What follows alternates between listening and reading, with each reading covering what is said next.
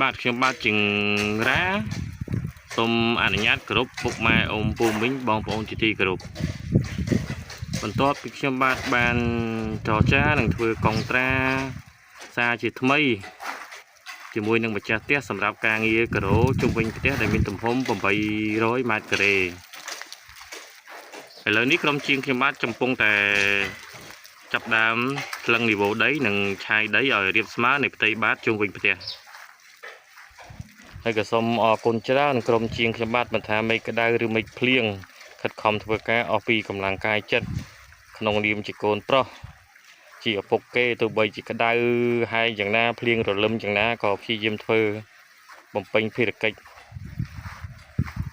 យកថវិកាដើម្បីទៅគ្រប់គ្រងជីវភាពគ្រួសាររៀងៗខ្លួនបាទសូមអរគុណច្រើនក្រុមជាងដែលតែងតែព្យាយាម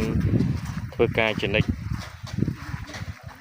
បាទខ្ញុំបាទជាងរ៉ាស៊ីអសំណងទទួលមកការសាងសង់និងជួសជុលផ្ទះ25ខែក្រុងបាទសូមអរគុណច្រើន